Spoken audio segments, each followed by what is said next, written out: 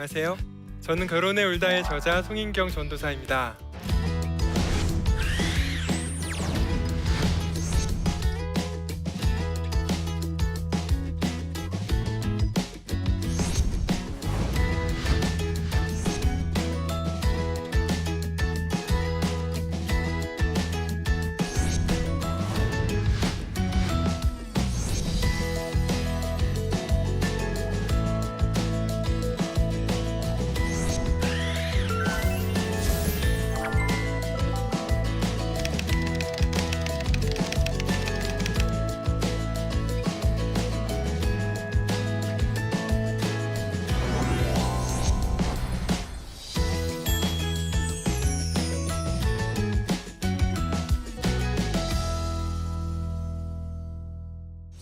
혹시 여기 계신 분들 중에서 난 결혼했다. 너무 민감한 질문인가요? 예, 감사합니다. 그러면 왜 결혼하셨어요? 왜 했을까? 사람들이 많은 분들이 결혼하잖아요. 사랑해서. 와, 네, 좋습니다. 사랑해서. 또 다른 이유가 또 뭐가 있을까? 헤어지기 싫어서. 맞아요, 맞아요. 제가 생각을 해봤습니다. 저처럼 사랑해서 반해서 결혼한 분들도 있고, 내 편이 필요하대요. 어떤 분은 내 편이 필요해서 한 명 이렇게 만들고 또 내 편을 낳을 거래. 그런 분들도 있어요. 두 번째 질문인데, 아까 질문을 어려워하셨으면 이거는 정말 대답하기 싫어하실 것 같습니다. 제가 물어보려고 했는데 안 물어볼게요. 뭐냐면, 결혼해서 행복하십니까? 이 질문입니다. 많은 분들이 결혼해서 행복해 보이는 사람들과 결혼해서 저 커플은 누가 봐도 좀 불행해 보여, 또는 나는 저 커플이 좋아 보이지만 사실 안 좋다는 거 알고 있어. 그런 거 보면 사람은 행복한 척 하는데 굉장히 달인이 되어 있는 것도 같아요. 그래서 정말 행복하십니까? 이 대답에 진심으로 대답한다면 과연 몇 명이나 나 정말 행복합니다, 이렇게 대답할 수 있을까 한번 고민을 해봅니다. 그러면 노력을 안 해서 그럴까요? 제 생각은 조금 틀려요. 어려울수록 노력을 더 많이 하셨던 분들이 많아요. 저 극단적인 노력까지 해봤는데 그게 안 되니까 어느 순간에 놔버립니다. 관계를 포기해요. 저는 생각의 문제라고 생각해요. 결혼에 대한 생각이 다른 두 사람이 만나면 결코 행복할 수 없습니다. 결혼에 대한 목적을 정반대로 가지고 만나면 이 사람 안 돼요. 이거는 행복하지 않습니다.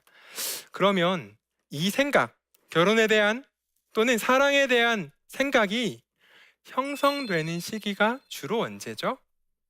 어릴 때죠. 가치관을 형성해 있어요. 나는 이런 사람이 좋아. 모를지라도 끌리는 그 누군가가 스타일이 있어요. 자, 여기에 적절한 아주 삼행시를 가지고 왔는데 굉장히 유명한 삼행시입니다. 소녀팬이 송중기 씨의 유명한 배우죠. 이분을 만나서 직접 자기가 지은 삼행시를 읽어줬어요. 송혜교 언니와 결혼 축하해요. 준기 오빠. 기다릴게요. 네. 여러분, 이 소녀팬이 정말 그 송중기 오빠를 사랑한 것 같아요. 질문하겠습니다. 제가 그 소녀팬을 모르지만 얼마나 기다릴까요? 이 소녀팬, 그냥 추측이에요. 6개월? 오, 되게 길게 나오셨네요. 긴 거 나오셨어요. 저는 이렇게 생각해요. 이 소녀팬이 다음 드라마를 뭘 볼까가 중요하다. 더 중요한 건 남자 주인공이 어떻게 나오는가. 자, 이렇듯 많은 사람들이 어릴 때 사랑에 대한 이상형을 만들어 놔요. 환상같이. 이 소녀 팬이 송중기 씨를 직접 만나서 서로 대화하면서 알아서 이분의 인격을 존중하고 둘 사이 사랑이 싹 터서 사랑을 배운 게 아니에요. 드라마를 보고 영화를 보고 우와, 저게 사랑이구나. 저런 사람 만나면 나 행복해지겠구나. 그런데 사실 남자가 제 생각에는 조금 더 심한 것 같아요. 여자분들보다는 여자에 대한 잘못된 환상으로 미디어가 도배돼 있잖아요. 정말 맞아요. 아마 전 세계가 비슷할 거예요. 왜냐하면 우리 자라면서부터 사랑에 대한 환상을 주입받았습니다. 그래서 우리는 많은 여성분들이 원하는 남자의 이상형과 많은 남자분들이 원하는 이상형이 틀립니다. 오빠 나 서울 가서 놀고 싶어. 서울에서 살고 싶어. 그게 내 로망이야. 남편은 아니야, 사나이는 부산이지.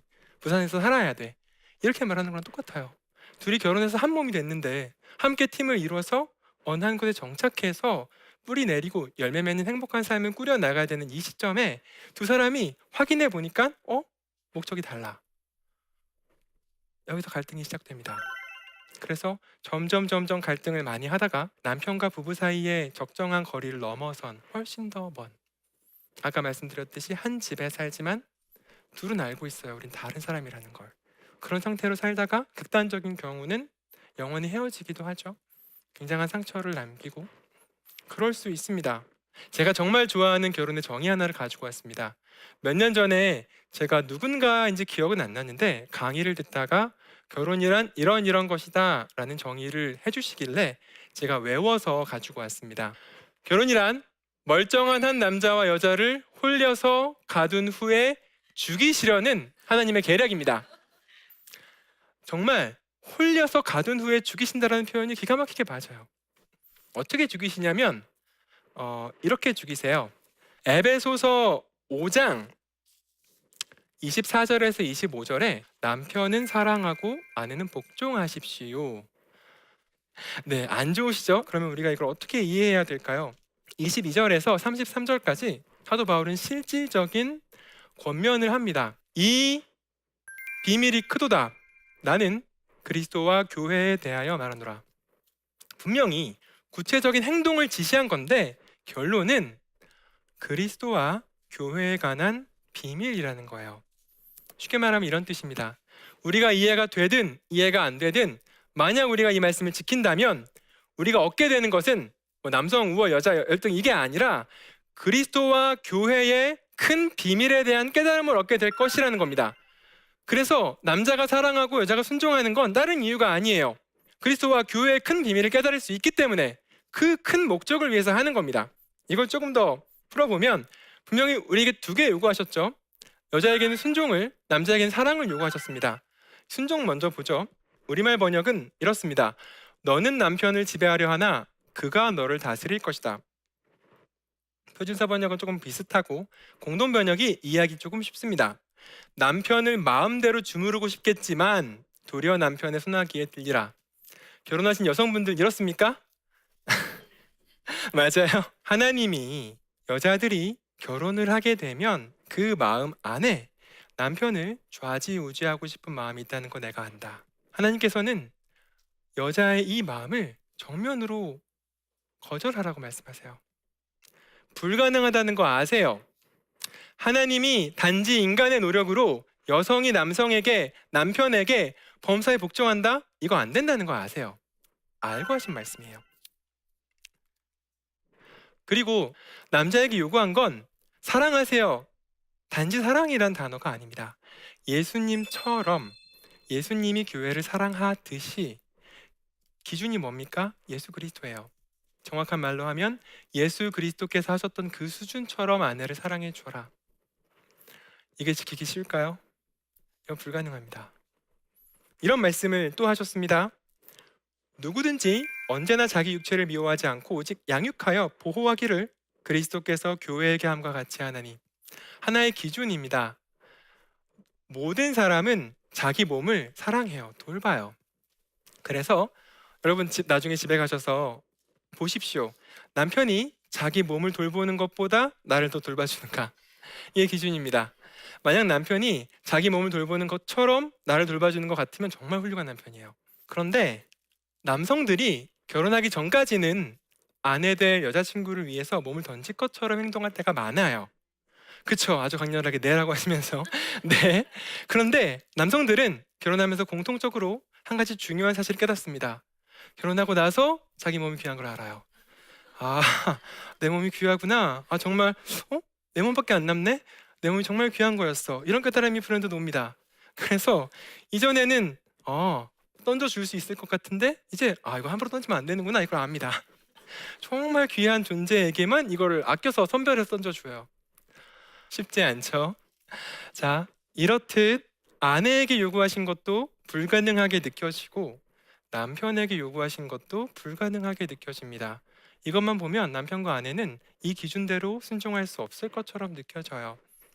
저는 이 말씀을 조금 다른 부분에 있는 말씀과 함께 생각해 보았으면 합니다. 제가 들고 온 말씀은 고린도전서 13장입니다. 우리가 참 많이 아시죠? 사랑장이라고 불리는 너무나 유명한 그런 장입니다. 사랑장에 이런 말 나오잖아요. 1절에 내가 사람의 방언과 천사의 말을 할지라도 사랑이 없으면 아무것도 아니다.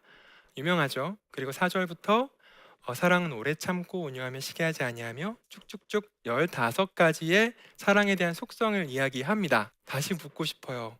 하나님이 사랑, 우리가 그렇게 좋아하는 그 사랑장 15가지 사랑의 속성 인간이 지킬 수 있을까요? 불가능합니다. 네, 불가능해요. 인간 못 지켜요. 인간이 혼자 노력해서 절대로 지킬 수 없는 말씀을 하나님이 이거 사랑이야. 만약 이걸 지킨다면 너희는 서로 사랑하고 있는 거야. 너희는 정말 참된 사랑의 사람이야 라고 인정해 주세요. 그러면 언제 가능할까요?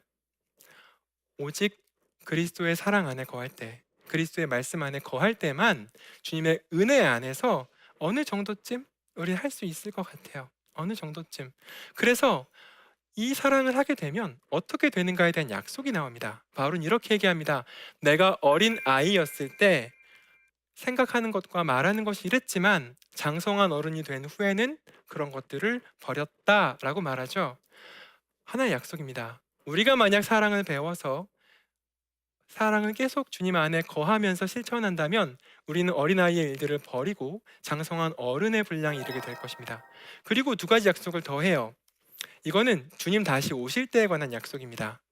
지금은 희미하게 보지만 예수님 다시 오실 때는 얼굴과 얼굴을 맞대 분명히 볼 것입니다. 지금은 우리가 부분적으로 알지만 예수님 다시 오시면 우리가 온전하게 알 것입니다. 이런 약속을 해요. 참 귀한 약속이죠. 그런데 저는 이걸 이렇게 보고 싶어요.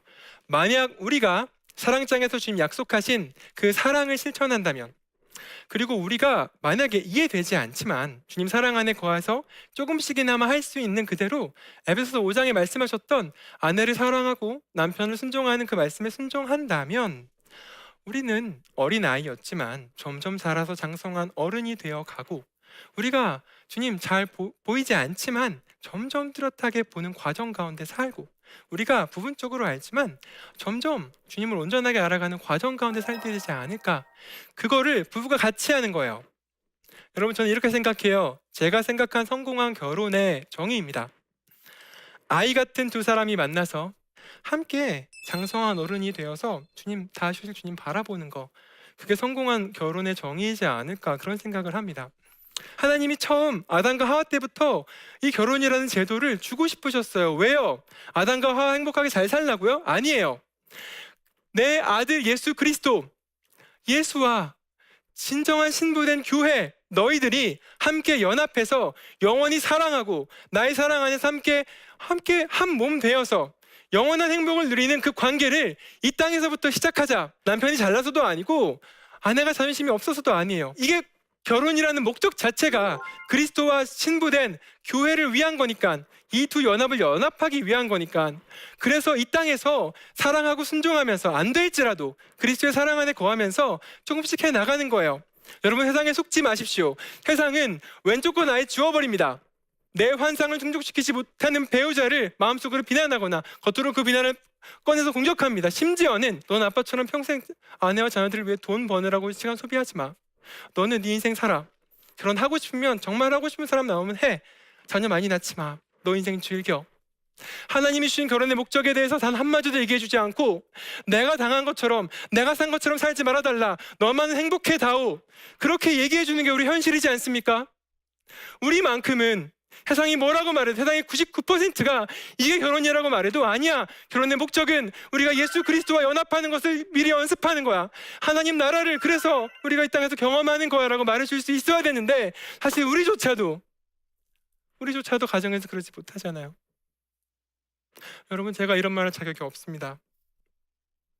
제 아내는 저와 함께 결혼 생활을 1년 3년 하다가 암 말기로 진짜 신랑이 갔어요. 아내는 진짜 신랑인 그리스도와 함께 살고 있습니다. 저는 아내를 떠나보내기 전에 이런 걸 잘 몰랐습니다. 그게 조금 후회가 되더라고요. 만약 알았다면 우리 둘이 조금 더 하나님 기뻐하시는 생활을 할 수 있지 않았을까? 여러분, 어떠십니까? 저처럼 배우자를 잃어버리셨습니까? 아니면 아직 결혼을 안 하셨습니까? 만약 결혼을 했다면 또는 할 것이라면 선택하셔야 됩니다. 하나님 나중에 분명히 우리에게 물으실 것입니다. 내가 명확히 가르쳐준 이 결혼의 목적, 이 비밀이 크도다. 내가 그리스도와 교회에 대하여 말하노라.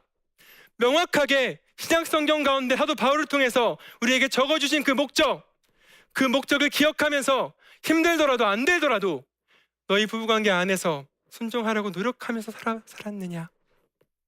주님이 우리에게 주신 이 무거운 명확한 사명에 대해서 여러분 어떻게 반응하시겠습니까? 지금까지 하셨던 것처럼 저 옛날 말씀이야, 구닥다리야, 요즘은 아내가 사랑하고 남편 순종해야 돼, 그렇게 밀어붙이시겠습니까? 아니면 내 남편은 존경할 게 별로 없지만 내 아내는 연애할 때와 다르게 사랑스럽지 않게 느껴지지만 내가 내 주 예수 그리스도를 신랑으로 고백하기에 내가 그분의 신부됨으로 내가 다른 것이 아니라 내 자존심 내려놓고 그분 말씀 앞에서 그리스도께 복종함으로 이 말씀에 순종하려고 무릎을 꿇고 기도하면서 예배하면서 눈물 흘려가면서 때로는 목사님께 상담도 하면서 때로는 책도 읽으면서 혼자 마음 긁어가면서 조금씩 이 얘기를 가보시겠습니까? 주님 분명히 말씀하셨습니다. 우열이 있는 것도 아니고 결혼의 목적 자체가 우리의 왕 대신 그분과의 연합을 연습하는, 체험하는, 미리 그 복을 받을 수 있는 통로이기 때문입니다.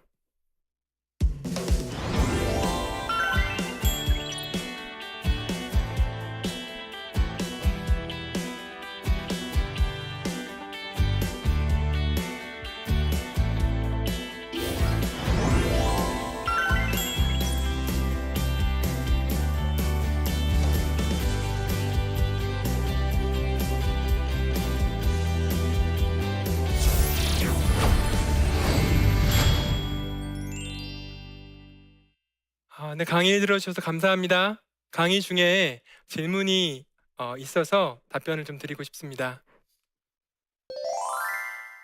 결혼을 해보니 결혼은 현실이다라는 말이 실감됩니다. 어떻게 하면 행복한 결혼 생활을 할 수 있을까요? 이런 질문을 종종 받아요. 특히 결혼 안 한 청년들한테. 결혼한 분들은 절대 안 물어봅니다. 네. 전 이렇게 대답합니다. 가장 좋은 건 저희가 섬기는 공동체에서 이런 식으로 진행이 됩니다. 서로 좋아하는 관계가 싹 터요. 그러면 내가 너 좋아하는 것 같아. 넌 나 좋아해? 이게 생기는 순간 둘이 손 안 잡고 담임 목사님을 찾아갑니다. 찾아가서 목사님, 저희 서로 좋아하는 마음이 생겼습니다. 그래서 만나고 싶습니다. 이러면 목사님이 기도해 주시고 6개월 동안 잘 만나봐라. 대신 서로 스킨십은 하지 말고, 간단해요. 둘이 스킨십 하다 보면 이렇게 불꽃이 막 튈 수 있잖아요. 젊으니까 특히. 그래서 6개월 동안 서로 손도 안 잡고 대화하면서 서로를 알아갑니다. 그러면 은근히 깨지는 커플들이 많아요. 우리 아니었네? 정말 깔끔하게 헤어져요. 그래서 6개월이 지난 다음에도 계속 사귀고 싶다, 이 사람 정말 주님 안에서 사랑한다, 다시 목사님 찾아갑니다.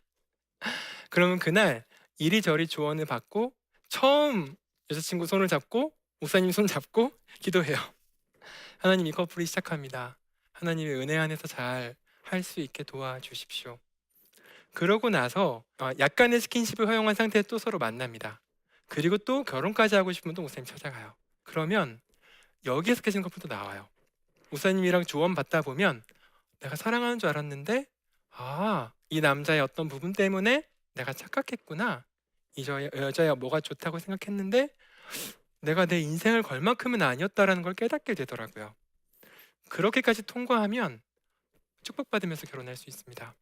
아니면 가능하다면 결혼 전에 결혼 예비학교를 가십시오.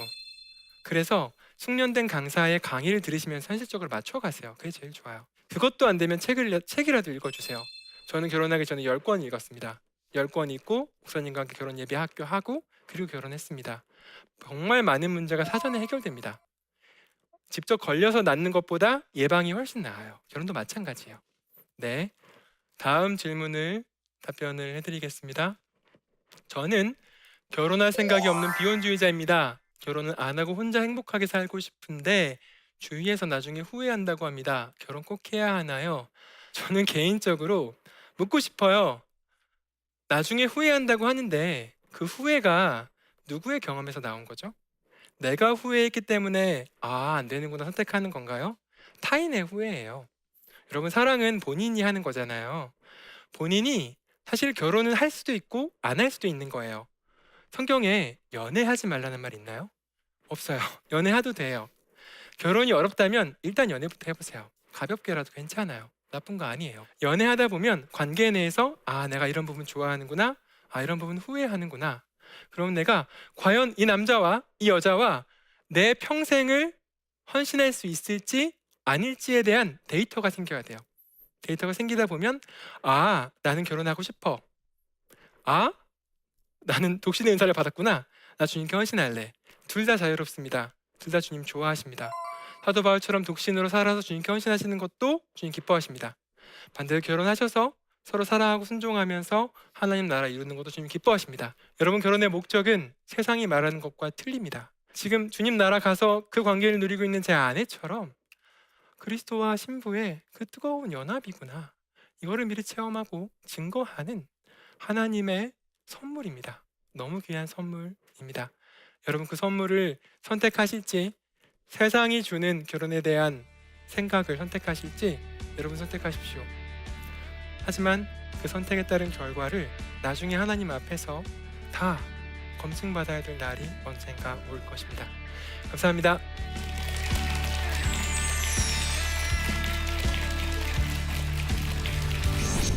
안녕하세요. 국내 첫 장애인 앵커 이창훈입니다. 저는 KBS에서 523대 1이라는 경쟁률을 뚫고 국내 방송사상 첫 장애인 앵커에 선발되었습니다. 그 무엇보다 창조주의 사랑을 깨닫게 되면서 안 보이는 것보다 더 큰 장애는 할 수 없다는 것이라는 생각에 주어진 기회에 늘 도전했습니다. 암흑 속에서 빛으로 다가온 설계자인 그분으로 인해 최선을 다한 제 여정을 나침반에서 나누고자 합니다. 많은 시청 부탁드립니다. 이 프로그램은 시청자 여러분의 소중한 후원으로 제작됩니다.